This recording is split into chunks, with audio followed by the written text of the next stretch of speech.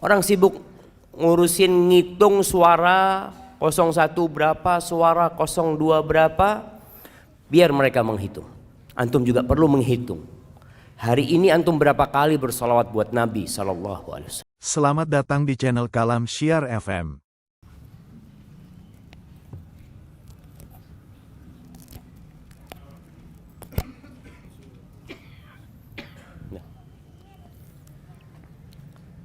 Assalamualaikum warahmatullahi wabarakatuh.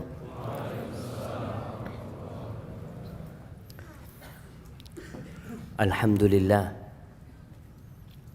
Rabbil alamin. Segala puji bagi Allah,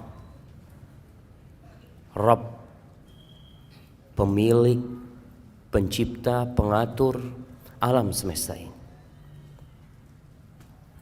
Indonesia hanya bagian kecil dari kerajaan Allah Azza wa Jalla. Bumi tempat kita berdiri di atasnya itu milik Allah Azza wa Jalla. Allah menciptakan bumi ini untuk satu tujuan. Tapi banyak manusia yang lupa dengan tujuan tersebut. Dia sibuk berlari. Dia sibuk berkejar-kejaran. Mencari sesuatu yang kalau didapat dia tinggal. Wabihi nasta'in ala umurid dunya waddin. Dan dengannya kita minta pertolongan. Kepada Allah kita minta pertolongan dalam menghadapi urusan dunia kita dan urusan agama kita. Ana punya banyak masalah dalam kehidupan ini. Baik dalam urusan ibadah ana. Dan ana juga punya masalah dalam urusan dunia ini. Bersama rekan-rekan kita, teman-teman kita. Ada yang punya masalah sama atasannya, sama perusahaannya, urusan dunia. Kepada siapa kita meminta pertolongan? Kepada yang punya bumi ini, Allah Azza wa Jalla. Mau urusan itu besar, urusan itu kecil, hanya kepadanya kita minta pertolongan. Wassalatu wassalam ala sayyidil mursalin wa imamil muttaqin qaidil ghurril muhajjalin sayyidina wa maulana Muhammad wa ala alihi wa ashabihi ajma'in. Salawat dan salam semoga senantiasa tercurahkan untuk penghulunya para utusan Allah, untuk imamnya orang-orang yang bertakwa, untuk yang termulia di antara umat manusia yang kelak menjadi pemimpin di padang mahsyar untuk orang-orang yang beriman. Baginda Nabi kita Muhammad sallallahu alaihi wasallam yang hari ini hari Jumat jemaah, harinya bersolawat buat Nabi alaihi salatu wassalam. Sebelum matahari terbenam nanti, antum sekarang ini lagi ribut urusan apa? Urusan ngitung. Urusan ngitung. Orang sibuk ngurusin ngitung suara 01 berapa, suara 02 berapa. Biar mereka menghitung. Antum juga perlu menghitung. Hari ini antum berapa kali bersolawat buat Nabi SAW. Jangan sibuk mengikuti perhitungan itu, antum lupa ngitung sesuatu yang antum perlu. Karena kalau sudah matahari terbenam, masih waktunya sholawat. Silahkan sampai kapanpun kita bersolawat kepada Nabi alaihi salatu wassalam. Tapi kita kehilangan keutamaan hari Jumat, yang merupakan sayyidul ayyam. Khairu yaumin tala'at fihi syams. Sebaik-baiknya hari yang terbit matahari pada waktu itu yaumul Jum'ah.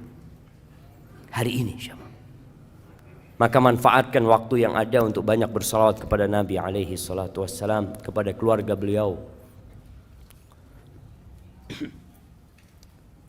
kepada istri-istri beliau, kepada putra-putri beliau, dan kepada para sahabat Nabi, yang terutama Abu Bakar Siddiq, Umar bin Khattab, Uthman bin Affan, dan Ali bin Abi Thalib radhiyallahu ta'ala anhum ajma'in. Amma ba'd. Jamaah rahimakumullah, apa tema kita hari ini? Bekal di alam kubur. Sebenarnya semua sudah tahu apa sih yang harus kita bawa ke kuburan. Ketika antum dikasih tahu oleh ayah antum, nak, besok kita mau berangkat. Kemana ayah? Kita mau camping. Semua anak bawa bekalnya masing-masing. Bapaknya ngasih tahu, tempat camping kita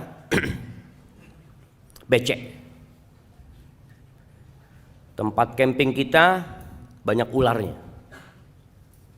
Tempat camping kita di sebuah lembah yang terkadang bisa jadi ada hujan dan akan banjir, akan tenggelam tempat itu. Ketika informasi ini disampaikan, kemudian besoknya berangkat, ada anak-anak yang tidak bawa bekalnya, dia tidak akan bisa menyalahkan orang tuanya. Ketika sampai sana dia nggak bawa tenda, sampai sana dia udah tahu nanti gelap gulita, dia nggak bawa penerangan, dia nggak bawa lampu. Salahnya siapa? Salahnya dia. Dan kalau bicara kuburan, kita udah tahu kuburan itu seperti apa. Antum berangkat ke kuburan, antum melihat sebuah lokasi yang sunyi, senyap, yang semua orang punya kapling sendiri-sendiri. Bahkan kalau sekarang ada orang yang kuburannya itu harus diperbaharui, sewanya tiap 2 tahun, bayar lagi. Padahal cuma 2 kali 1 meter. Lobang yang sempit, yang kalau kita berangkat ke sana mungkin sebagian di antara antum pernah menggali kuburan. Antum bisa bayangin ketika gali kuburan itu. Ini tempat aneh yang terakhir. Sebesar apa rumah yang antum miliki? Seindah apa antum membuat sebuah bangunan tempat tinggal antum sama keluarga antum? Tapi kita semua harus tahu, tempat balik kita sama. Mau orang paling kaya di muka bumi ini, mau orang paling berkuasa di Indonesia ini, jabatannya paling tinggi di negeri kita, presiden, yang sekarang semua berebut untuk jadi presiden, nanti akhirnya akan ada di lubang itu, sama dengan tukang sampah.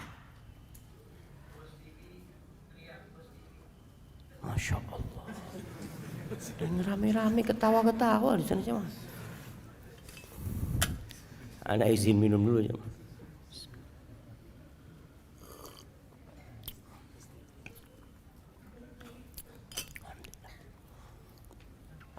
Orang yang paling kaya, yang naik Mercy, naik mobil paling mahal, nanti sama dengan orang paling miskin di muka. Dia akan ada di tanah sana. Itu kuburan. Nggak ada yang nemenin, sama. Orang kaya mati, akankah ada ajudan dia yang ikut tinggal di kuburan? Yang mati umpamanya jenderal bintang 4, anak buahnya 3, ajudan.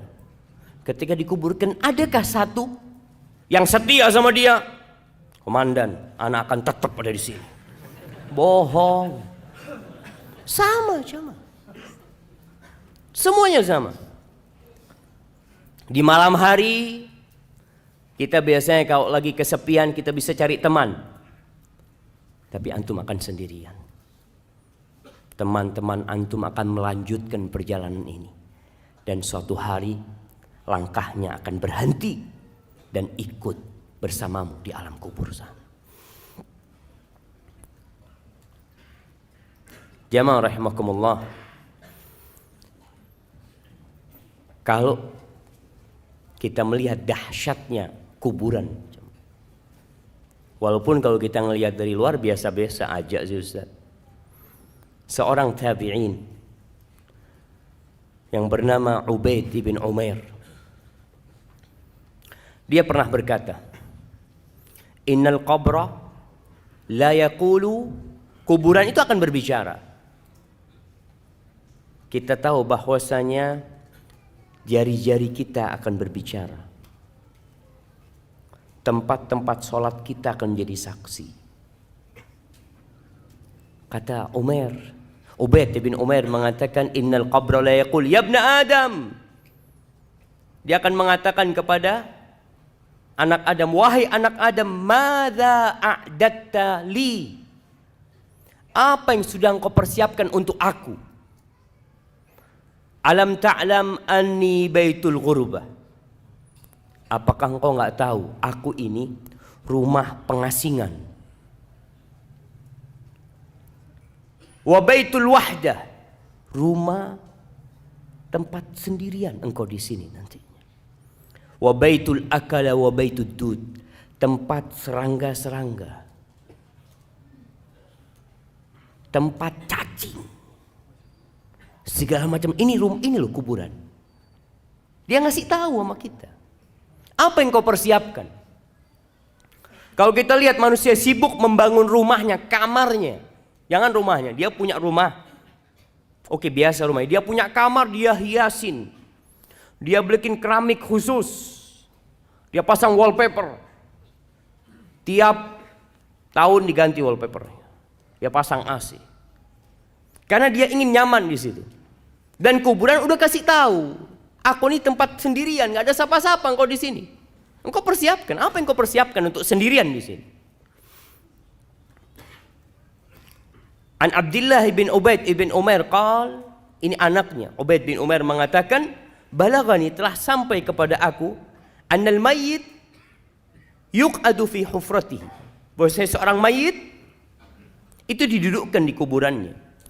Dan dia mendengar suara orang-orang yang mengantarkan dia pulang. Masya Allah. Mati lampu.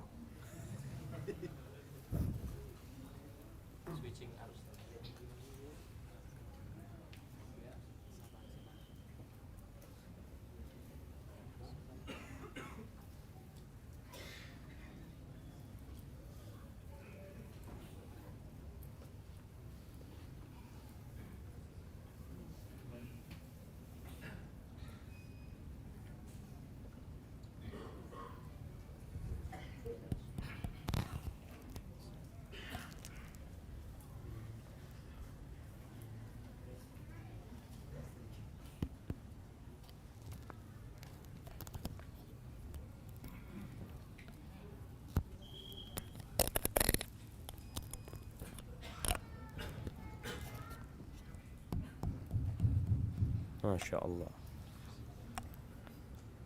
Sampai mana? Sampai kuburan. Akhirnya kuburan itu berkata kepada orang yang ada di dalamnya, wayahak ibna Adam, celaka engkau Adam, dengarkan itu. Alaysa qad hudzirtani wa hudzirta dhiqi? Engkau kan udah dikasih tahu, aku ini tempat yang sempit loh. Engkau tuh diperingatkan tentang aku, bahwasanya aku baunya busuk. Engkau udah tahu ini tempat yang menyeramkan. Hadza ma a'dattu laka, ini yang aku siapkan untuk engkau di sini di kubur. Terus yang kau siapkan apa? Umar bin Abdul Aziz rahimahullahu taala, kita tahu seorang khalifah yang zuhud, yang sebelumnya dia orang yang kaya raya, yang mewah hidupnya. Tapi di akhir hayatnya Allah berikan hidayah kepada Umar bin Abdul Aziz. Sehingga dia menjadi khalifah yang adil, yang disegani, yang zuhud. Ketika menjadi pimpinan tertinggi umat Islam, awalnya dia hanya gubernur kota Madinah. Kemudian jadi pemimpin tertinggi umat Islam pada waktu itu. Yang ibu kotanya di Damaskus. Semoga Allah melepaskan Damaskus dari tangan orang-orang Syiah.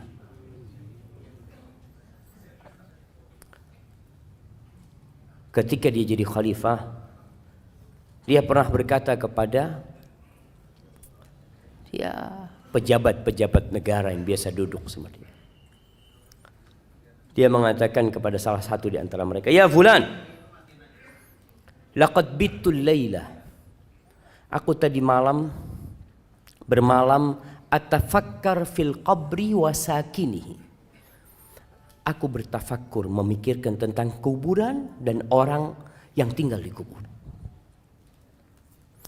Innaka law ra'aital mayyit ba'da 3 fil qabr. Engkau kalau melihat kondisi mayit setelah 3 hari di kuburan, lastauhashta min qurbihi ba'da tulil unsi minka binahiyatihi. Engkau akan ketakutan untuk dekat sama orang itu setelah 3 hari. Padahal ketika hidup engkau kepingin dekat sama dia, duduk sama dia. Tapi setelah dia mati 3 hari, bongkar kuburannya, akan tercium aroma yang begitu menyengat.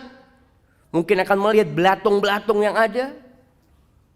Engkau tidak akan lagi mau dekat sama dia. Padahal dulu teman baikmu dia. Wala ra'aita baitan tajulu fihil hawam. Engkau akan melihat sebuah rumah yang penuh dengan binatang-binatang, dengan serangga-serangga. Wa yajri fihi sadid. Akan ada nanah yang mengalir. Wa takhtarikud didan. Dan cacing itu, ulat itu keluar masuk, belatung keluar masuk dari tubuh dia. Ma'a taghayyurir ra'iha. Dan aromanya yang tidak nyaman. Wa balal akfan. Kafannya juga sudah rusak. Ba'da husnil hay'ah. Padahal sebelumnya rupa dia bagus. Wa tibir rih. Aromanya wangi. Wa naqa'is thawb. Biasanya kalau datang bajunya bagus orang ini. Datang kajian kita tahu, Masya Allah bajunya bagus, bisa duduk di sampingmu. Setelah mengatakan itu Umar bin Abdul Aziz, dia pingsan. Pernahkah antum memikirkan kuburan itu? Rasulullah sallallahu alaihi wasallam dalam hadis riwayat Tirmizi mengatakan, "Ma ra'aitu manzaran qat illa wal qabru afdha minhu." Tidak pernah aku melihat sebuah pemandangan melainkan kuburan itu lebih menyeramkan dari semua yang kau lihat. Ya, kita harus mempersiapkan diri. Semuanya bakal mati, itu sebuah kepastian. Kullu nafsin dha'iqatul maut. Semua yang bernyawa pasti mati. Mau sehat, mau sakit. Jangan antum memikirkan bahwasanya antum belum waktunya. Nggak usah, ana sehat saat. Alhamdulillah. Kira-kira kapan antum mati? Wallahu a'lam. Tapi masih lama kayaknya. Antum ada orang lagi fitness, mati di tempat fitness. Ada orang lagi nyanyi, yang dia mungkin berpikir akan tobat di akhir umurnya, mati di atas panggung dia. Ada seorang yang menjadi biduan, antum pernah lihat? Jangan lihat tapi. Nah, ada seorang biduan, anak nggak ngelihat, anak baca. Bener, ada seorang biduan yang nyanyi bersama ular kobra. Digigit mati di atas sana. Anak yakin dia nggak memikirkan akan mati di tempat itu. Dia ingin mati dalam kondisi yang baik. Dia ingin mati dalam kondisi sedang kajian. Semua orang, insya Allah yang fitrahnya masih baik, ada keinginan untuk berubah dan mati husnul khotim. Semua ingin. Tapi siapa yang tahu jemaah? Maka ketahui tidak ada pemandangan yang lebih menyeramkan kalau antum memikirkan lebih dari kuburan. Wallahi jamaah. Suatu hari ada orang menjumpai Umar bin Abdul Aziz. Dia masuk ke tempatnya Umar bin Abdul Aziz. Dia heran melihat wajah Umar bin Abdul Aziz. Sudah kurus ya. Yang dulu tampan, yang dulu segar bugar. Kelihatannya udah. Karena capek beribadah Umar bin Abdul Aziz dan ngurusin umat. Akhirnya orang ini takjub dengan pemandangan ini. Kenapa engkau kok kayak gini gitu dia. Apa kata Umar bin Abdul Aziz? Ya fulan. Dia mengatakan, sekarang engkau heran melihat wajahku, kondisiku seperti ini. Gimana kalau engkau melihat aku setelah 3 hari dalam kuburan? Waqad kharajatil hadaqatan fasalata 'alal khaddain. Kedua mataku sudah ngelupas dari tempatnya. Keluar dari tempatnya, kemudian ada di pipi kedua mataku. Wa taqallasat asyafatani 'an asnan. Bibirku sudah ngelupas sehingga gigiku kelihatan. Wan fatahal fam, mulutku terbuka. Wa nata'al bat fa'ala sadr, perutku akan membengkak. Kemudian mungkin pecah menutupi dadaku. Wa kharaja sulbu minad dubur, dan tulang-tulang keluar dari dubur. Wa kharaja dud minal manakhir, dan engkau melihat belatung itu keluar masuk dari hidungku. Engkau akan lebih heran daripada apa yang kau lihat sekarang ini. Oleh antum harus memikirkan pemandangan itu. Kita ini sering tertipu. Apalagi anda lihat kadang-kala foto. Nih kamera-kamera tukang tipu semuanya. Antum kadang-kala foto kan ada pilihan macam-macam. Ada yang tambah putih, ada yang tambah ini, subhanallah. Antum coba pikirkan. Dan ada foto tambah tua sekarang. Iya. Coba antum memikirkan itu. Rasulullah sallallahu alaihi wasallam tiap hari, pagi dan petang, tiap sholat, beliau senantiasa berlindung dari azab kubur. Beliau mengatakan, Allahumma inni a'udzubika min azabil qabr wa min azabi jahannam wa min fitnatil mahya wal mamat wa min syarri fitnatil masihid dajjal. Terus berlindung. Karena beliau tahu urusan kuburan ini. Mungkin sebagian di antara kita baca tuh doa, tapi tidak meresapi itu doa. Karena sudah menjadi rutinitas, setelah membaca innaka hamidum majid, dia mengatakan Allahumma inni a'udzubika min azabil qabr. Antum bisa bayangin ketika antum menunjuk dan antum memikirkan kuburan. Bagaimana ketika daging itu sudah ngelupas. Ketika antum tinggal sendirian, nggak ada lagi yang peduli sama antum. Antum nggak bisa menambah amalan sedikit. Rasulullah sallallahu alaihi wasallam menggambarkan bagaimana ketika orang itu mati, kemudian dimandikan, kemudian ditaruh di keranda. Wahtamalahar rijal ala a'naqihim, dibawa di atas keranda oleh lelaki-lelaki menuju ke kuburan. Apa yang terjadi dengan orang yang ada di dalam sana? Kalau dia orang yang soleh, yang dia sudah mempersiapkan kuburannya, yang dia sudah pasang AC di kuburannya, dia udah luaskan kuburannya, dia akan mengatakan qaddimuni, qaddimuni, kata dia, cepat letakkan aku di tempatku, segera. Karena dia tahu, dia telah mempersiapkan kuburan dia. Wa in kana ghaira dzalik, tapi kalau orang ini bukan orang yang soleh, orang yang belum mempersiapkan kuburannya, yang dia sibuk mempersiapkan rumahnya di dunia, dia sibuk dengan jabatannya. Masya Allah, antum bisa melihat kesibukan orang berebut jabatan sekarang. Kalau lupa dia dengan kuburannya, orang itu akan berteriak mengatakan, "Ya wailaha, aina yadhhabuna biha?" Celaka nih orang-orang, mau dibawa kemana jenazah itu? Mau dibawa kemana tubuhku itu? Kenapa? Karena dia tidak memikirkan kuburannya. Sebagian orang bangun kuburan, setelah mati dibangun kuburannya. Kuburannya dikasih atap. Ya, biar nggak kehujanan dalam ya. Kesian dibohongin bapaknya sama anaknya. Dikasih ini, ayah, anak belikan marmer yang bagus. Apa gunanya buat ayahnya? Antum harus pikirkan, gimana ayahmu di dalam sana? Luas kuburannya. Oh, kalau gitu Ustaz, ana mau beli tanah 1 hektar lah buat kuburan ayah. Tetap kuburan ayah 1x2. Walaupun tanahnya 1 hektar. Tetap. Antum pikir orang-orang sekarang di Jakarta yang punya kuburan-kuburan besar, apa namanya? Sandiago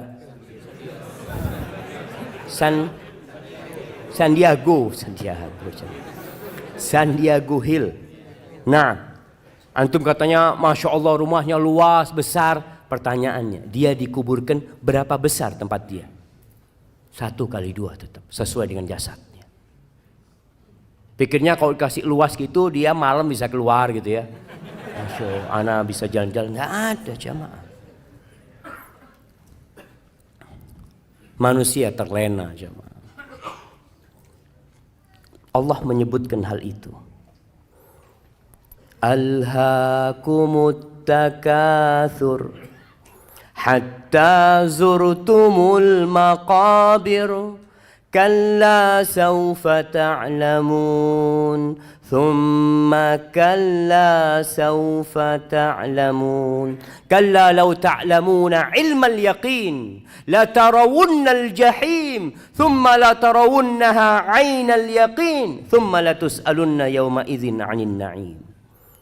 Manusia ini terlena, lupa dengan masa yang akan datang. Dia sibuk dengan masa dia sekarang ini. Dia sakit ke dokter, hatinya sakit nggak diobatin. At-takatsur, banyak-banyakan harta.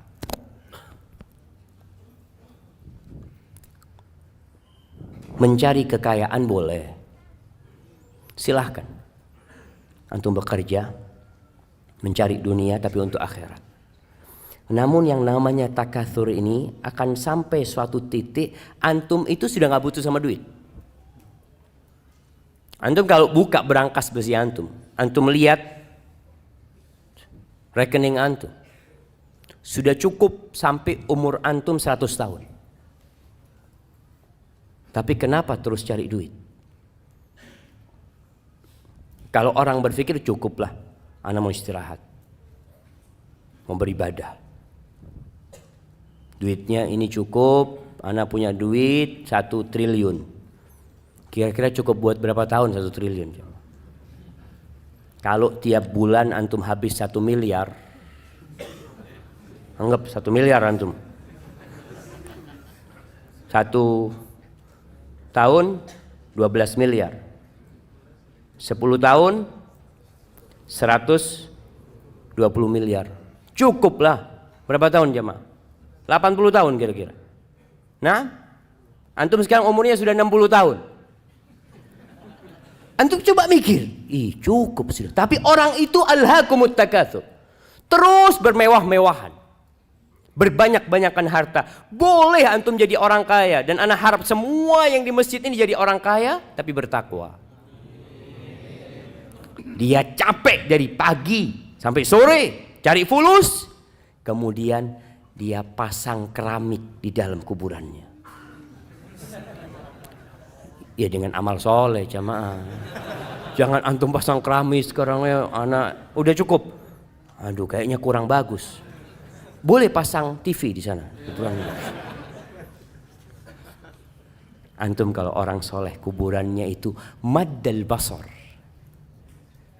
Kita itu senang nonton jamaah, senang melihat yang indah-indah. Allahu Akbar. Anak kadang-kala pegang HP sama anak-anak, melihat tempat-tempat yang indah, ya Allah bagus banget. Nanti antum di kuburan, itu akan dibukakan jendela. Antum bisa melihat surga Allah Subhanahu wa taala. Datang aroma-aroma yang wangi. Kalau antum mempersiapkan untuk itu, jamaah.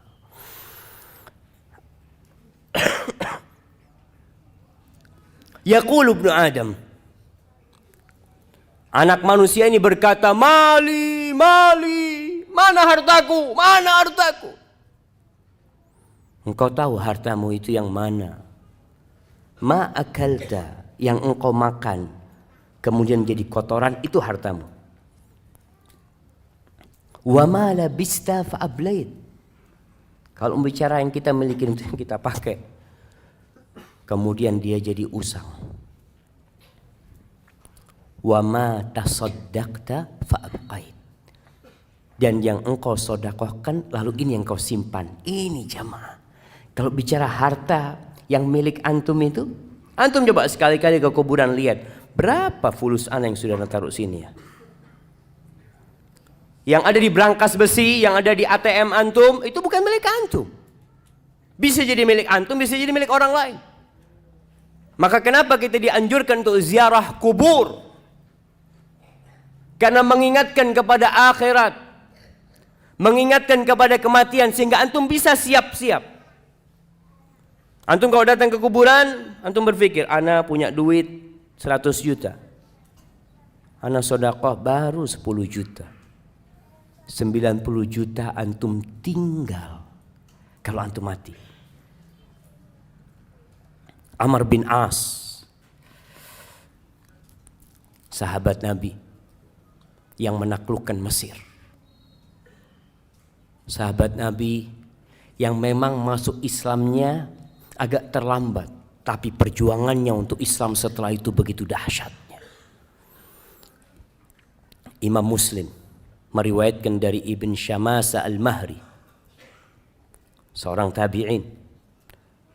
Ibn Syamasa mengatakan hadarna Amr ibn al-As wa huwa fi siyaqatil maut. Kita pernah menghadiri Amr bin As di rumahnya. Amr bin As dalam kondisi dia mau mati sudah. Naza sudah. Fahawwala wajhahu ila al-ha'id yabki tawilan. Ini sahabat Nabi. Dia menghadapkan wajahnya ke tembok. Ini orang-orang datang membesuk dia lagi sakit, dia malah menghadapkan wajahnya ke tembok, menangis yang panjang sekali tangisan. Wabnuhu Abdullah, anaknya bernama Abdullah bin Amr bin As. Sahabat Nabi salah satu yang banyak meriwayatkan hadis. Anak yang soleh, yang berbakti sama orang tuanya. Kita kadang-kala kalau punya anak soleh, oh insya Allah doakan abah nanti ya. Siap abah sudah mati, punya anak seperti kau. Lihat Abdullah Amr bin As. Dia punya anak seorang sahabat yang soleh. Dia menangis panjang. Anaknya berkata kepada ayah, ma yubkik, apa yang membuatmu menangis? Wahai ayahanda, ama basyaraka Rasulullah sallallahu alaihi wasallam bikada, ama basyaraka bikada. Mulai disebutkan keutamaan-keutamaan abahnya. Bukankah Rasulullah SAW memberikan kabar gembira kepadamu tentang ini, tentang ini, tentang ini? Supaya abahnya berhenti menangis, supaya dia merasa senang dengan apa yang diucapkan oleh putranya. Apa kata Amr bin As? Qala wa huwa fi dzalika yabki wa wajhu ila al-ha'id. Qala thumma aqbala biwajhi. Terus bapaknya ini ngadep ke sana, tapi akhirnya menoleh kepada kita. Faqala, lalu dia memberikan wasiat kepada orang-orang yang ada di kamar itu. Inna afdal mimma tu'addu alayya syahadatu an la ilaha illallah wa anna Muhammadar Rasulullah sallallahu alaihi wasallam. Sesungguhnya yang paling mulia yang dipersiapkan untuk aku, yang aku persiapkan itu adalah syahadat la ilaha illallah dan Muhammad Rasulullah SAW. Ini memang bekal utama seorang untuk kematian. Man kana akhiru kalamihi la ilaha illallah dakhalal jannah. Barang siapa yang akhir ucapannya la ilaha illallah, niscaya masuk surga. Ini bekal yang utama. Tahu Amr bin As dengan hal itu. Walakinni, tapi dia cerita, masalahnya aku ini beda. Aku punya masalah dalam kehidupan ini. Qad kuntu ala atbaqin salas. Aku itu, hidupku ini di 3 fase. Fase yang pertama, dia cerita, qad ra'aituni, aku telah melihat diriku. Ini orang yang suka menghisap dirinya. Dia akan sibuk dengan kesalahan dirinya daripada dengan kesalahan orang lain. Dia akan disibukkan dengan menambal kekurangan-kekurangan dirinya daripada dia menambal kekurangan orang lain. Amr bin As tahu dengan dirinya. Dia bercermin. Maka dia mengatakan, qad ra'aituni, aku telah melihat diriku. Ma minan nasi min ahadin abghad ilayya min Rasulillah SAW. Di fase yang pertama itu, tidak ada satu manusia yang lebih aku benci daripada Rasulullah SAW. Bagaimana bencinya Amr bin As kepada Nabi SAW. Wala ahabbu ilayya min an astamkina minhu fa'aqtulahu. Dan bagaimana ambisiku pada waktu itu bisa membunuh Nabi SAW. Falau mittu ala tilka tabaqah lakuntu min ahlin nar. Andai kata aku mati dalam fase itu, niscaya aku jadi penghuni neraka, pasti sudah, kata dia. Kemudian di fase kedua, thumma ja'alallah al-islam fi qalbi. Kemudian Allah memberikan hidayah kepada aku, menjadikan Islam di hatiku. Lihat bahasanya, Amr bin As mengatakan, Allah yang bagi Islam sama aku. Jangan merasa antum telah berbuat baik sama Allah Azza wa Jalla. Jangan merasa seakan-akan, oh alhamdulillah ana ini gara-gara ana Ustaz, alhamdulillah masjid ini jadi bagus. Ana yang punya peran besar, masjid ini jadi ramai jamaahnya. Jangan bilang seperti itu. Katakan Allah Azza wa Jalla yang memberikan hidayah kepada orang-orang sehingga datang ke rumah Allah. Fa'ataitu Rasulullah SAW. Lalu aku mendatangi Rasulullah SAW. Liubayi'ahu, untuk berbaiat kepadanya. Dia berbaiat, menyatakan masuk Islam, mengucapkan janji setia kepada Nabi SAW. Faqultu ubsut yaminak ya Rasulullah. Ketika aku datang menyumpai Nabi SAW, aku mengatakan, ya Rasulullah, berikan tangan kananmu kepadaku. Fabasata yadahu. Nabi SAW memberikan tangannya kepada aku. Thumma inni qabattu yadi. Tapi ketika itu nggak jadi. Aku menarik tanganku. Nggak jadi bersalaman dengan Nabi SAW. Faqala malak ya Amr. Kenapa engkau? Kok engkau urungkan niatmu? Faqultu aradtu an ashtarit. Aku mau kasih persyaratan. Ini orang mau masuk Islam mau kasih persyaratan. Subhanallah. Kenapa? Dia tahu siapa dirinya. Dia tahu kejahatan-kejahatan yang pernah dia lakukan. Maka Amr mengatakan, ditanya sama Nabi SAW, tashtaritu madza? Apa syaratmu? Kata Amr bin As, ashtaritu an yughfarali. Syaratnya diampuni dosa-dosaku. Syaratnya diampuni dosa-dosaku. Karena Amr bin As berpikir, kalau aku masuk Islam tapi dosaku yang masa lalu, yang aku ingin membunuh Nabi SAW tidak diampuni, apa gunanya aku masuk Islam? Maka ketika orang masuk Islam, hendaklah masuk Islam dengan berpikir tentang agama Allah ini.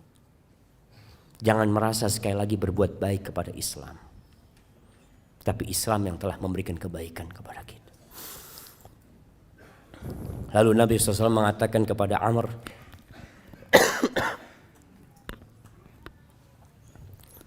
Ama alimta ya Amr, anna al-Islam yahdi ma kana qabla.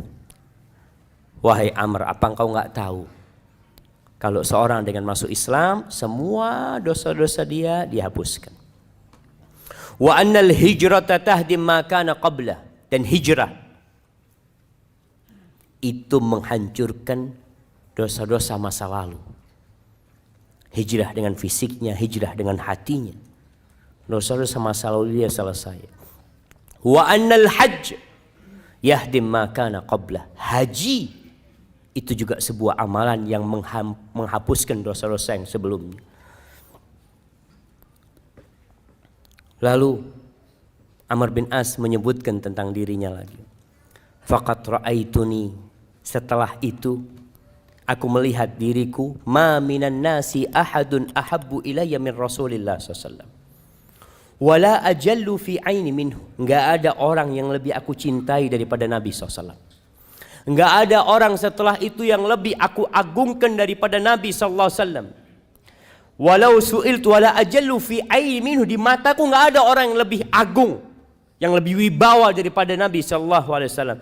Andai kata ada orang minta kepada aku agar aku mensifati, menceritakan bagaimana wajah Nabi SAW, ma'ataktu, aku nggak bisa. Kalau diminta, gimana sih wajah Nabi SAW, aku nggak akan bisa. Padahal Amr bin As ini orang yang cerdas, sampai dikenal dahiyatul Arab. Dia orang pinternya orang Arab. Tapi kalau ditanya gimana wajah Nabi SAW, aku nggak bisa mensifati. Kenapa? Li'anni lam akun utik an amla aini ijlalan. Aku nggak pernah melototin melihat wajah Nabi SAW sebagai bentuk penghormatan aku kepada Nabi SAW. Falau mittu ala tilka tabaqah, kalau aku mati pada fase itu, rajautu an akuna min ahli jannah. Aku berharap aku menjadi penghuni surga. Fase pertama masuk neraka, kalau mati di fase kedua, ia berharap dia. Tidak mengatakan dia akan menjadi penghuni surga. Rajaut. Seorang mukmin ketika beribadah kepada Allah antara takut dan harap. Harap-harap cemas. Aku berharap kalau aku mati pada waktu itu, kita itu jamaah kepingin mati dalam kondisi taat. Antum berharap mati dalam kondisi sedang sholat, sedang ngaji, sedang baca Al-Quranul Karim, sedang umroh. Sebagian orang berangkat umroh kepingin tidak balik lagi supaya dia dicabut nyawanya di sana. Tapi tahu-tahu sampai Jakarta lagi. Astagfirullah, sampai Jakarta lagi. Iya, ada orang yang kepingin karena mati husnul khotimah. Harapannya seperti itu ketika mati dalam kondisi berihram. Thumma wullina asya' ba'd. Setelah itu, ini yang aku takutkan. Setelah meninggalnya Rasulullah SAW, kita dikasih kekuasaan. Ini buat para penguasa, para pejabat, apa saja kekuasaanmu. Biasanya orang kalau duduk di jabatannya mulai berubah. Yang awalnya di soft pertama, akhirnya jadi imam buat orang-orang masbuk. Jadi imam dia, tapi khusus buat orang-orang masbuk. Allahu Akbar. Wulitu asya' ba'd falastu adri ma ana fiha au ma hali. Aku enggak tahu kondisi aku ketika aku menjabat. Jadi gubernurnya Mesir Amr bin As. Subhanallah. Amr bin As ini jamaah. Kalau antum baca sejarah Amr bin As, pada waktu menyerang Mesir, di perjalanan itu dia berhasil menghadang rombongan anaknya Muqawqis, Raja Mesir pada waktu itu. Putrinya itu dikirim ke Palestina untuk menikah dengan salah satu raja Romawi. Nama putrinya Romunusa apa? Dengan emas, dengan macam-macam dikirim untuk ke sana karena sudah dinikahkan. Ketika ditangkap oleh Amr bin As, Amr bin As itu mengatakan kepada para sahabatnya, kalian ingat Raja Muqawqis itu pernah kirim hadiah buat Nabi kita sallallahu alaihi wasallam. Pernah kirim bagla. Bagla itu campuran antara kuda sama keledai. Kasih hadiah buat Nabi, bagla yang bagus. dan mengirimkan seorang budak, Maria Al-Qibtiyah. Gimana menurut kalian kalau kita balas kebaikan raja itu agar tahu dengan kebaikan Nabi kita Muhammad SAW? Itu dibalikin rombongan itu ke Mesir, jemaah. Jadi banyak kebaikan Amr bin As radhiyallahu taala. Maka dia mengatakan, aku nggak tahu kondisi aku ini gimana sekarang. Fa idza ana mittu fala tashabni naihatun wala nar. Kalau aku mati, tolong nggak ada wanita-wanita yang meratap, yang menangis-nangis, yang menemani aku ke kuburan, yang mengantarkan aku ke kuburan. Wala nar, nggak ada api-api untuk memeriahkan orang mau mati, dimeriahkan.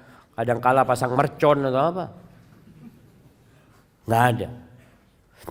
Fa idza dafantumuni, kalau kalian telah menguburku, fasunnu alayya turab sannan, itu debu kalian timpakan kepada aku.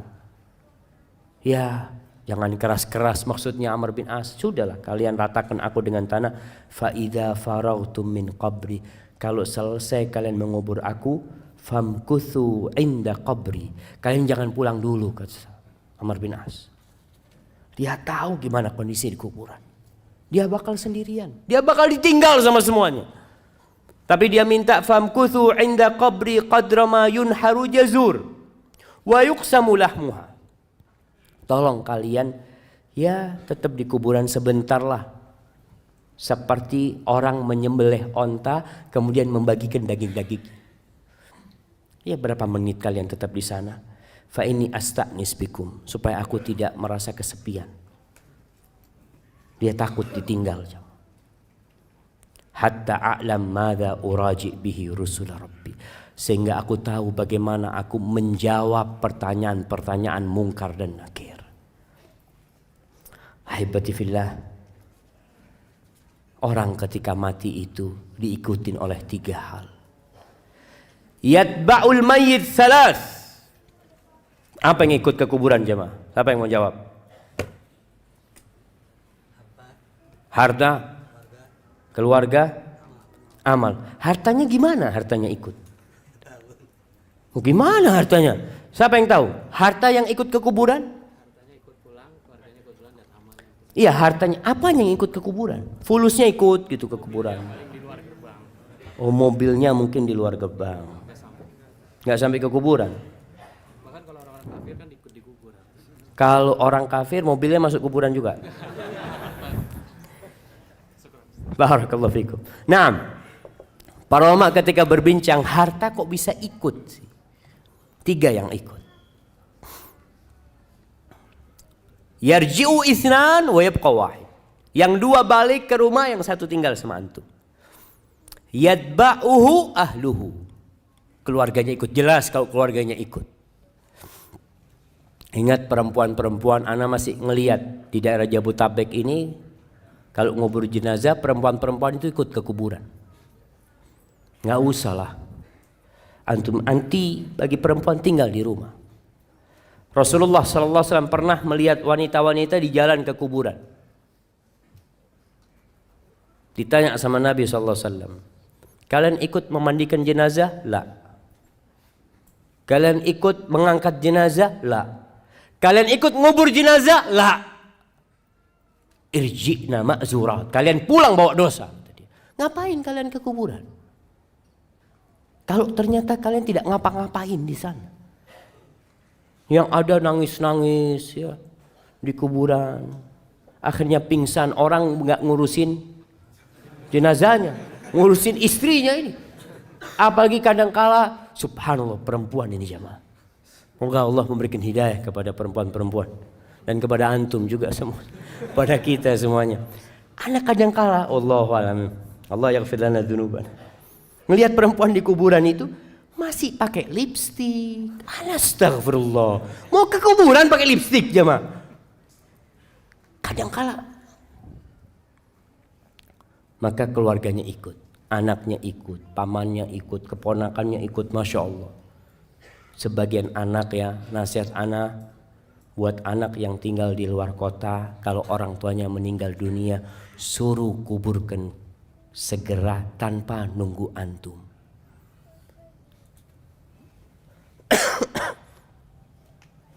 Itu sebagai bentuk kebaktian antum sama orang tua. Antum kadang-kadang mengatakan, enggak, anak ingin mengucapkan salam terakhir. Selesai, enggak ada salam terakhir, sudah mati. Seharusnya engkau dampingin orang tuamu sebelum mati. Jangan ketika dia mati disuruh nunggu anaknya 24 jam. Anaknya di luar pulau. Ditunggu padahal sudah meninggal, tempat dia bukan di muka bumi ini lagi. Selesai, katakan kuburkan orang tua anak. Engkau gimana? Nggak apa-apa, yang penting orang tua anak sampai ke tempat yang kau datang. Kemudian kau datang ke kuburannya, boleh sholat jenazah di atas kuburan. Sholatin di atas kuburan. Nggak harus nunggu antum. Keluarganya ikut. Wa malu, hartanya ikut. Para ulama ketika berbincang tentang hartanya yang ikut ini, mengatakan ini dulu. Dulu itu ada budak. Budak itu harta. Di mana diperjualbelikan. Sehingga budak-budaknya pada ikut ngomong-ngoburkan. Tapi juga ada yang ke kuburan naik kendaraan mungkin. Ada yang dinaikkan kereta atau apa ke kuburan. Mungkin kalau sekarang pakai mobilnya ikut. Dan yang ketiga, bisa jadi dia diikutin sama hartanya karena dia orang kaya. Antum lihat kalau orang kaya mati, Masya Allah, kuburannya itu rame. Masjid rame. Sampai pernah ada seorang jemaah, cerita temen ini, nggak tahu di Bekasi atau di mana. Dia cerita, ada salah satu ikhwan meninggal dunia, disolatkan di sebuah masjid, rame yang nyolatin jemaah. Salah satu jamaah masjid tanya, ini orang kaya dari mana yang mati? Kenapa Pak katanya? Iya berarti kan bisa ngasih amplop kepada semua yang sholat itu. Subhanallah. Nggak tahu itu di mana jamaah. Ada yang pernah sholat jenazah dapat amplop? Ada yang pernah? Angkat tangan. Mana jamaah? Dapat beras tuh. Masya Allah. Kasih. Jadi ngambil berasnya di mana tuh?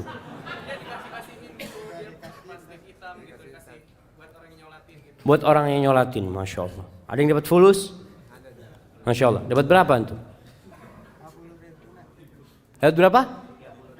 50? 30, Masya Allah. Kasih hadiah. 30. Antum terima?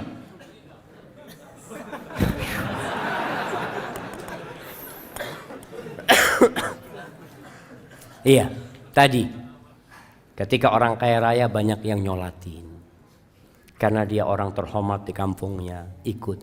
Tapi selesai itu pulang. Wa yabqa wahid. Yang tinggal di kuburan itu tinggal satu, yaitu amalan dia. Ketika orang-orang pergi, amalan itu akan datang sama dia. Kalau dia orang soleh, amalan itu datang dalam wujud seorang manusia yang tampan, wajahnya indah, pakaiannya bagus. Dia perlu teman di kuburan sana. Lalu ditanya sama orang yang sudah di kuburan, man anta? Wajhuka alladhi ya'ti bil khair. Wajahmu ini wajah orang baik gitu loh. Dan bajumu baik, kata dia. Kata orang ini, ana amaluka saleh. Aku amal solehmu, kata dia. Kemudian kuburan yang sempit itu yumaddulahu maddal basar. Dibentangkan sepanjang mata memandang, lebih luas daripada rumah dia di muka bumi.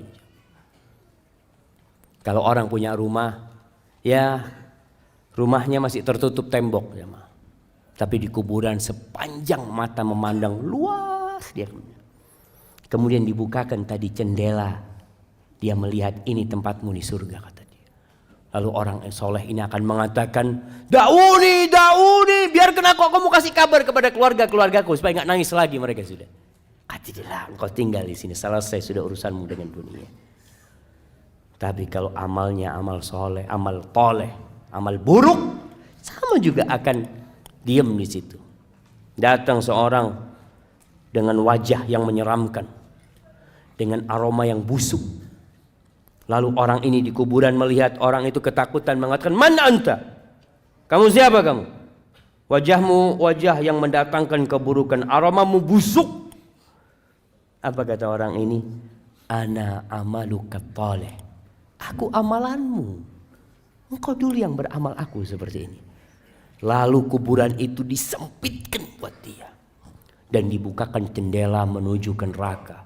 Sehingga datang kepada dia panasnya neraka itu. Lalu orang ini mengatakan, Rabbi la tuqimis sa'a. Ya Allah, jangan didirikan kiamat ya Allah. Karena dia tahu kalau kiamat terjadi, maka dia akan masuk ke sana. Ahibati fillah, apa yang perlu kita amalkan agar kuburan kita jadi raudhatun min riyadil jannah, dari taman-taman surga, menjadi sebuah taman yang indah. Selama kita hidup kita harus mempersiapkannya. Maka secara global semua amal soleh, jadilah antum orang yang semangat mengamalkan semua amal kebajikan. La tahqiranna minal ma'rufi syai'an. Jangan pernah meremehkan amal soleh walaupun kecil menurut antum. Walau antalqa akhaka biwajhin talid. Walaupun engkau hanya berjumpa dengan saudaramu dengan wajah yang berseri-seri. Ini buat teman-teman yang udah ngaji. Antum setelah ngaji itu seharusnya senyum antum lebih banyak kepada tetangga, kepada rekan-rekan antum, supaya masyarakat di kampung itu merasakan antum nih jadi baik sekarang setelah hijrah. Jangan cuma pasang jenggot terus matanya mulai melototin. Nah ini kayaknya masuk neraka. Antum jadi astagfirullah. Antum siapa antum? Maka tunjukkan kepada orang kalau antum orang yang penuh dosa, sehingga antum tawadhu, tidak melihat orang lain melainkan antum mengira orang itu lebih baik dari diri antum, sehingga antum akan berbuat baik sama orang lain. Senyum, apa saja amal kebajikan. Lihat sampah antum buang, orang kampung jadi lihat antum ini masya Allah, kalau fulan datang jalan itu bisa bersih. Bawa sapu gak apa-apa antum sapu. Ini satu amalan yang mungkin buat antum ringan. Ana masih ingat dengan sebuah cerita di Jogja sana jemaah. Seorang ustadz yang cerita. Ada seorang wanita tua habis asar itu dia ke musola dekat rumahnya. Di depan musola itu ada pohon mangga atau pohon apalah. Lupa waktu itu satu cerita. Jadi perempuan tua ini datang membawa tongkat yang ujungnya ada pakunya. Dia itu datang ke musola, di halaman musola, dia tusukin itu daun mangga itu, daun apa lupa. Ditusukin satu persatu, lalu dibuang ke sampah sampai bersih. Remaja masjid bingung sama wanita tua ini. Kenapa wanita tua ini kok nggak bawa sapu aja ya? Disapu kan lebih cepat. Akhirnya suatu hari sebelum perempuan itu datang sama remaja masjid disapu itu daun. Bersih pelataran masjid ini. Wanita tua itu datang menangis dia jemaah. Menangis orang itu. Bingung akhirnya remaja masjid. Kenapa ya Allah, apa yang sudah kita lakukan? Ibu-ibu kan seharusnya gembira gitu loh, nggak capek-capek lagi nyapuin gitu kan. Seharusnya jazakallah khair udah selesai, makasih banyak. Apa kata ibu tua ini? Ana itu dengan setiap daun yang ana ambil itu, ana bersolawat buat Nabi SAW. Mungkin orang nggak tahu jamaah, tapi Allah tahu dengan amalan antum. Kita perlu punya amalan yang tersembunyi, yang tidak ada manusia yang tahu. Yang mudah-mudahan itu yang menjadi penerang kuburan kita. Di antara amalan yang bisa membuat kuburan kita penuh dengan keindahan, disebutkan dalam hadis riwayat Muslim dari Salman Al-Farisi, bahwa Rasul sallallahu alaihi wasallam mengatakan ribatu yaumin wa lailatin khairun min siyami syahrin wa qiyami. Seorang yang berjihad di jalan Allah, yang menjaga perbatasan-perbatasan negeri Islam, dia berjaga-jaga di sana, itu lebih baik daripada dia puasa sebulan penuh, qiyamul lail sebulan penuh. Wa in mata ujriya alaihi amaluhu alladhi kana ya'mal. Kalau dia mati dalam kondisi seperti itu, amalan itu akan terus dikirimkan kepada dia pahalanya. Wa ujriya alaihi rizku. Rizkinya akan disampaikan kepada dia. Wa aminal fattan. Dan dia akan selamat dari fitnah kubur nanti. Kemudian termasuk yang menyelamatkan dari azab kubur adalah orang yang mati syahid, di mana dia tidak akan difitnah di kubur. Cukup pedang-pedang yang terhunus yang mungkin menyebabkan dia takut dan kaget, itu menjadi fitnah dia di dunia, sehingga di kuburan dia akan diselamatkan. Kemudian membaca sebuah surat yang terdiri dari 30 ayat. Masya Allah. Al-Mulk, Masya Allah, kirimkan ke sana. Kata Nabi SAW, 30 ayat tashfa' li sahibiha hatta ghufira lahu. Ada 30 ayat yang akan memberikan syafaat kepada orang tersebut sehingga orang itu diampuni dosa-dosanya. Yaitu suratul Mulk. Dianjurkan dibaca tiap malam. Antum baca suratul Mulk. Ada orang baca surat supaya kaya. Ini supaya anak dapat fulus banyak ini.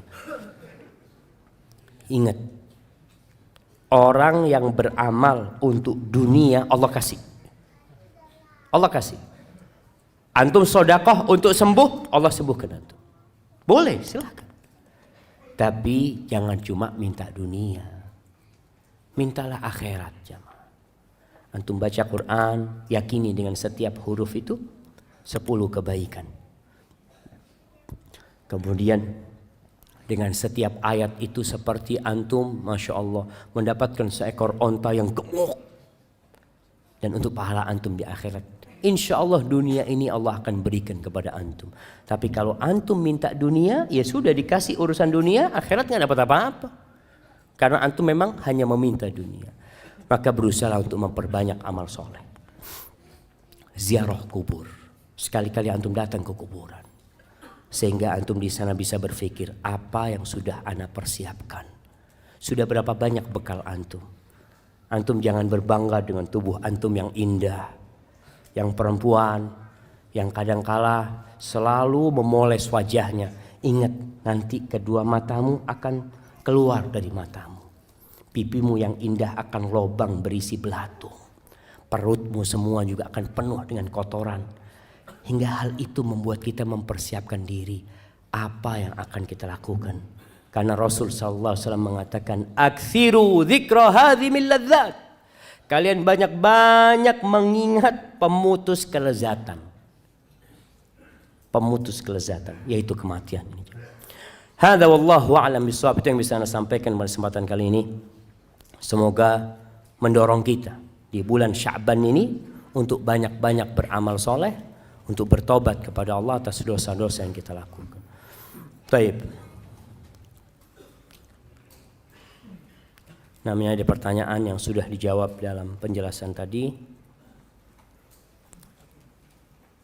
Ustaz, bagaimana hukumnya kalau kita diwasiatkan untuk menguburkan orang tua di kota A, sedangkan saat ini orang tua kita tinggal di kota B yang jaraknya 6-8 jam perjalanan dari kota A? Apakah mengikuti wasiat itu atau dikuburkan di tempat tinggalnya? Jazakumullah khair. Gak apa-apa, wasiat itu selama tidak bertentangan dengan agama boleh dilaksanakan. Kalau ada orang meninggal dunia di Jakarta umpamanya, dia wasiat tolong ana dimakamkan di Mekah umpamanya.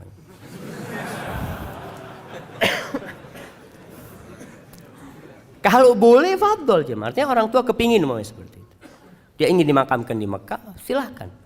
Kalau dia berwasiat seperti itu. Tapi kayaknya kalau di Mekah sulit jemaah.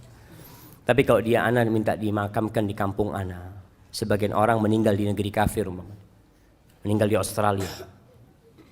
Dia berpesan, tolong kalau ayah mati, ayah makamkan di Indonesia. Padahal butuh waktu panjang, nggak apa-apa. Karena kadang-kala orang tua takut di sana itu nggak ada yang mendoakan nanti, jarang yang mendoakan. Makanya kenapa kalau kita meninggal dunia, berusaha untuk dikuburkan di tempat yang banyak orang soleh di sana. Dengan harapan banyak yang mengucapkan salam ke sana.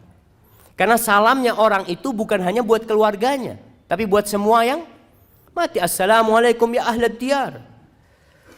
Jabir bin Abdullah radhiyallahu taala anhu, dia punya ayah itu ketika perang Uhud dimakamkan satu lubang sama orang lain.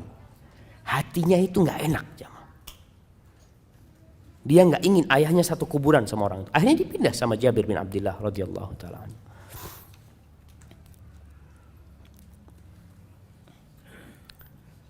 Allahu Akbar.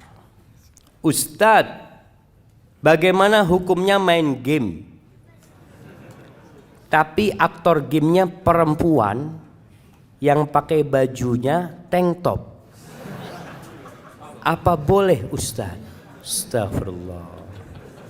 Masa perlu ditanyakan apa boleh jemaah? Enggak boleh lah. Astagfirullah. Main game aja jemaah. Ini termasuk yang melalaikan. Termasuk yang melalaikan jamaah. Antum bisa bayangin kalau orang Indonesia main game, tutup Indonesia ini jamaah. Nah, dapat apa dia main game? Sehat Ustaz, alhamdulillah Ustaz. Anak periksa ke dokter itu jempol anak sehat. Jempolnya doang yang sehat. Nah, wallahi bahaya game ini jamaah. Seharusnya dihilangkan game itu. Rabi ibn Khusaim pernah anaknya minta izin sama putrinya, mengatakan, ayah aku mau main, ngomong sama ayahnya, anakku ngomong yang baik lah, jangan ngomong mau main. Akhirnya kata ibunya, kau ngomong sama bapak aku mau ngobrol sama teman-teman. Ya silahkan kata dia. Kenapa kalau dia nggak ngomong, tidak mau dengan kata-kata main, dia mengatakan permainan itu selalu dicela sama Allah Subhanahu wa taala. Kita itu harus serius menghadapi kehidupan ini. Tidak bermain-main jemaah. Orang subhanallah kerjanya main, game ini main terus. Tinggalkan game. Nasihat anak, tinggalkan game. Sudah bukan waktunya, antum harus serius. Antum kepingin perang, daftar jadi tentara. Ini kan game perang-perangan, tembak-tembakan ya apa? Daftar Pak, saya jadi sukarelawan. Kapan butuh perang kirim anak. Gak apa-apa anak mati, anak kepingin mati. Daripada antum main game yang gak ada gunanya. Gunanya gak ada. Waduh Ustaz dapat fulus. Fulusnya dimurkain sama Allah SWT. Orang mikir bagaimana main game. Astagfirullah. Alhamdulillah anak gak suka main game. Alhamdulillah. Ada orang yang memang itu ujian dan cobaan buat dia. Ada perempuan suka main game.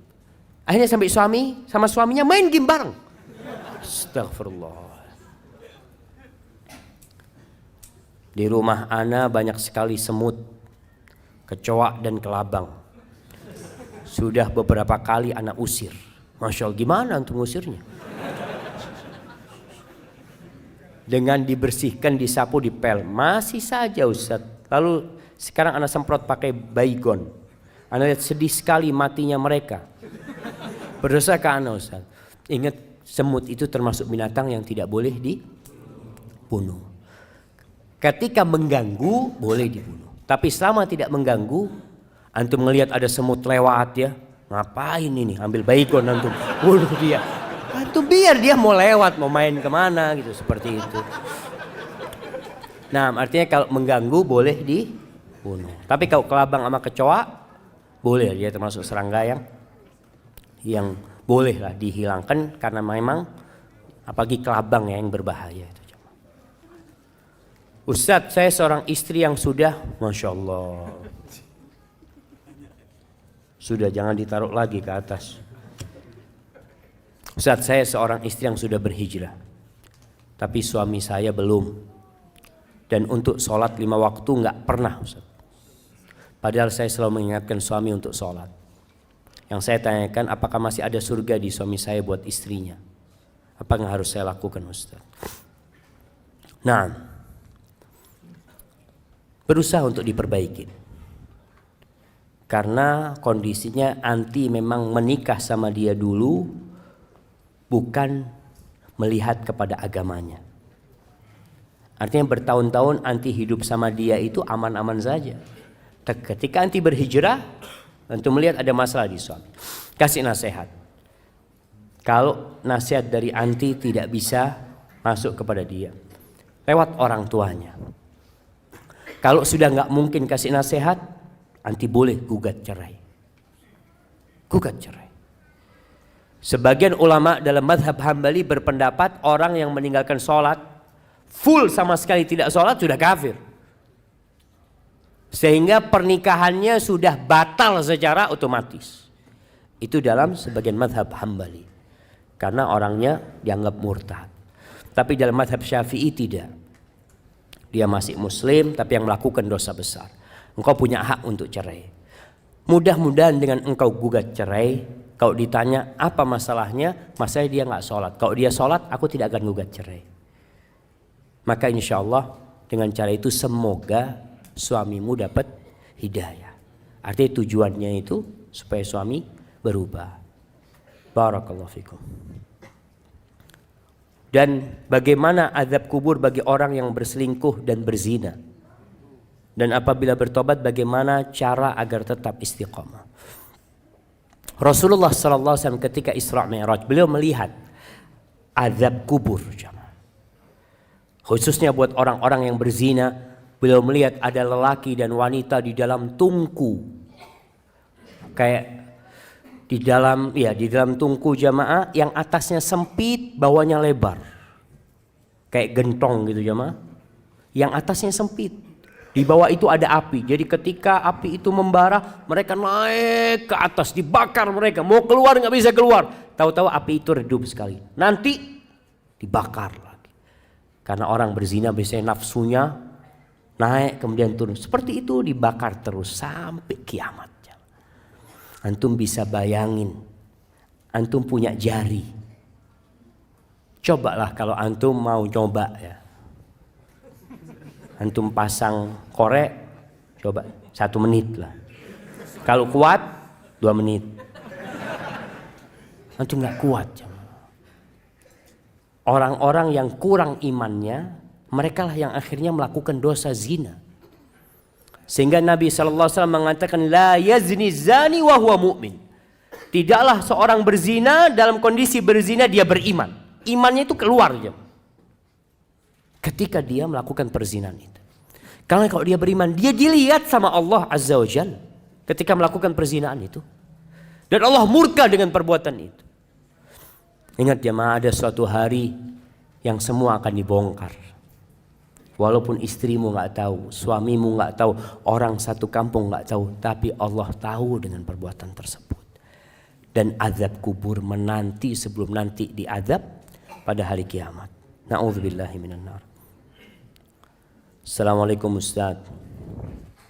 Apakah jika seorang ketika sudah meninggal di dalam kuburnya sempit dan gelap, masih memungkinkan bisa terang dan lapang berkat doa anaknya yang soleh? Nah, masih memungkinkan. Masih memungkinkan. Artinya seorang yang meninggal dunia memang amalannya putus kecuali 3. Yang pertama, ilmu yang bermanfaat. Nah, idza mata ibnu Adam itu hadisnya, ilmu yang bermanfaat, ilmun yuntafa'u bihi. Maka berusahalah antum punya ilmu yang bermanfaat. Apa contohnya? Ngajar ngaji antum. Artinya antum yang bisa ngaji berangkat ke masjid, saya mau ngajar ngaji, nggak apa-apa sudah. Orang-orang tua mau belajar sama saya mau ngajar ngaji. Atau ilmu umum yang bermanfaat, yang orang itu dapat manfaat dari ilmu tersebut. Silahkan antum ajarkan. Yang kedua, sedekah jariyah. Sedekah jariyah. Sedekah yang terus berlanjut jamaah. Bangun masjid, gali sumur buat orang, antum menyekolahkan orang Masukkan pesantren, ana biayain. Dia berilmu, belajar dengan uang antum, insya Allah antum dapat pahala. Ketika dia ngajarkan ilmu tadi, karena antum sudah memberikan biaya kepada mereka. Jadi sedekah jariyah. Yang ketiga, awwaladin salihin yad'ulahu. Anak soleh yang mendoakan. Sebenarnya kalau bicara doa, doa dari semua orang itu Allah dengarkan. Ketika sholat jenazah, yang doa bukan cuma anaknya. Temannya berdoa, pamannya berdoa, istrinya berdoa, orang kampung berdoa. Allah insya Allah kabulkan doanya. Tapi anak soleh ini nggak putus doanya. Kalau kita, ya terus terang anda sendiri merasakan anda punya teman baik meninggal dunia. Di awal-awal tiap hari anda doakan. Setelah itu lupa. Antum juga merasakan. Punya istri meninggal dunia, Masya Allah. Pekan pertama doa terus, Allahumma gfir laha warhamha. Pekan ketiga kawin lagi. Selesai, kadangkala lupa. Tapi kalau anak bagaimanapun, insya Allah akan berdoa terus. Dan itu bisa meringankan azab buat orang tuanya.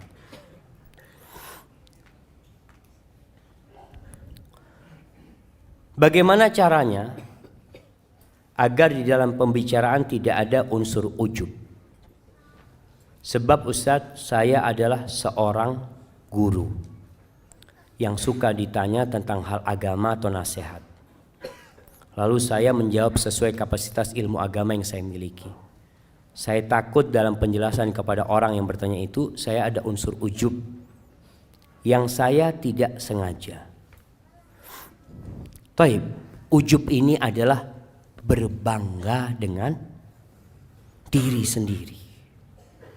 Antum takjub dengan diri sendiri, lupa sama Allah Azza wa Jalla. Makanya ketika antum menjawab pertanyaan kepada orang, antum sampaikan. Terakhir antum katakan wallahu alam, ana nggak tahu ya. Bisa jadi jawaban ana benar, mungkin ana salah. Allah yang maha tahu. Artinya sandarkan kepada Allah subhanahu wa ta'ala. Jangan akhirnya seperti Qarun yang bangga dengan dirinya. Antum, oh saya ini memang mahasiswa teladan, makanya bisa jawab semua pertanyaan. Masya Allah. Akhirnya ujub. Sehingga antum ketika menjawab, berusaha untuk menunjukkan bahwasanya ini yang ana tahu, wallahu a'lamnya. Bisa jadi yang ana sampaikan itu salah. Jadi untuk menghindari ujub itu memang kita diperintahkan untuk melihat kepada kekurangan-kekurangan kita. Yang mungkin hafal Quran 30 juz. Coba engkau lihat berapa kali engkau berbuat dosa tiap hari. Yang mungkin ketika menjadi ustadz, menjadi khotib, menjadi imam, suaranya indah, bagus. Ingat ketika engkau sendirian berapa banyak dosa yang engkau kerjakan. Sehingga ketika itu hilang rasa ujub dari dirimu. Karena engkau punya banyak dosa sebenarnya.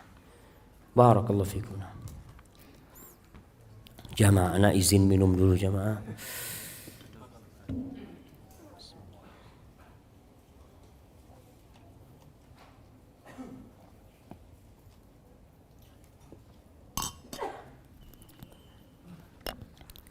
Assalamualaikum. Alhamdulillah.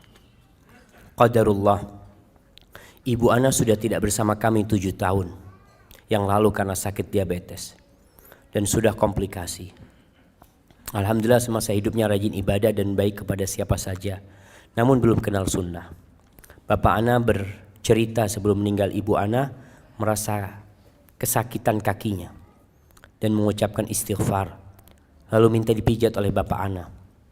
Setelah itu tiba-tiba ibu ana tidak sadarkan diri, langsung meninggal di hadapan bapak ana. Bapak ana kaget, lalu refleks memeluk ibu ana dan mencium aroma wangi keluar dari telinganya. Apakah aroma tersebut adalah ruh ibu ana yang keluar dari jasadnya? Mengapa tercium aroma wangi dari telinganya? Apakah meninggalnya ibu ana termasuk husnul khotimah? Jamaah, memang orang yang soleh ketika keluar itu dalam bau yang wangi sekali. Malaikat-malaikat itu membawa kafan-kafan dari surga yang wangi. Ruh itu keluar ditangkap oleh malaikat dibawa ke langit. Setiap lewat itu mereka mengatakan siapa ini, wangi banget aromanya. Kemudian dikembalikan ke bumi. Jadi wallahu a'lam ya.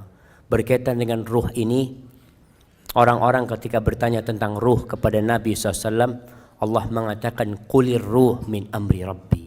Ruh itu urusan Rabbku. Jadi mungkin ada kejadian-kejadian di dunia ini. Orang yang melihat azab kubur ditampakkan.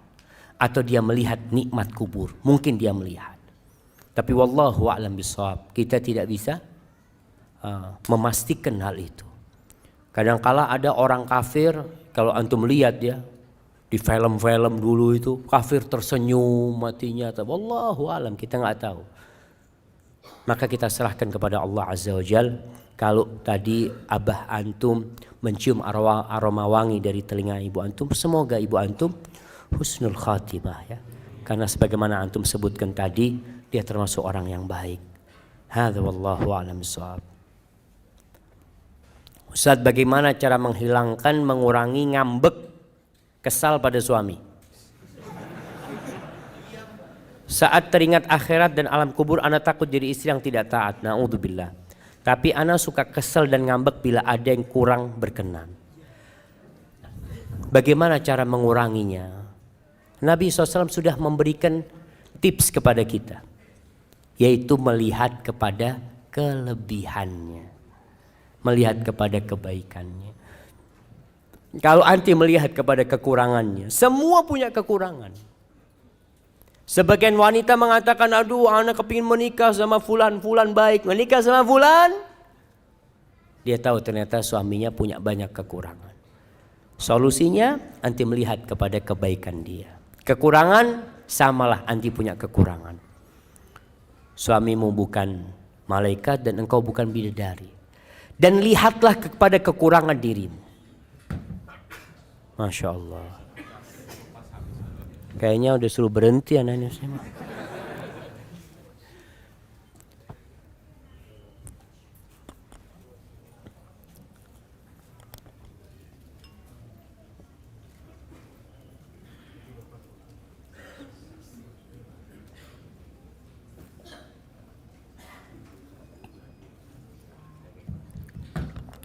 Nah, jamaah. Mati lagi jamaah.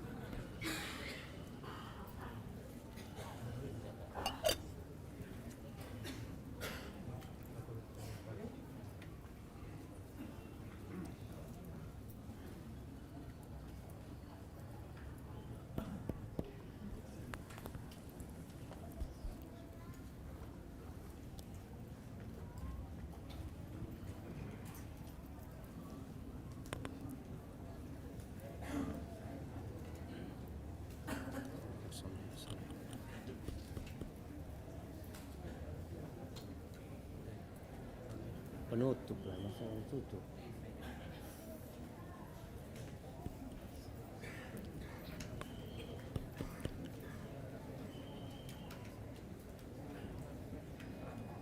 Masya Allah.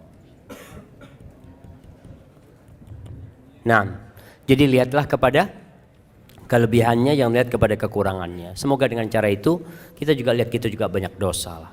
Semoga itu menghibur diri kita. Ini pertanyaan terakhir. Assalamualaikum Ustaz. Semoga Allah memberi rahmat untuk Ustaz. Amin. Apa hukumnya tidak menghadiri pernikahan walaupun kita diundang? Anak kemarin gak hadir di sebuah pernikahan karena anak suka akhwat tersebut, Ustaz. Tapi anak gak kuat lihat dia ijab qabul sama yang lainnya. Allahu Akbar jamaah. Nah, ini pertanyaan menarik sekali jemaah. Artinya antum diundang dengan oleh saudara antum, antum datang. Wajib datang. Kalau tidak ada halangan. Tapi kalau antum takut pingsan di sana umpamanya, ngerepotin orang banyak ya nggak usah hadir. Karena kadang-kala ada perasaan bener nggak tahan lah jemaah.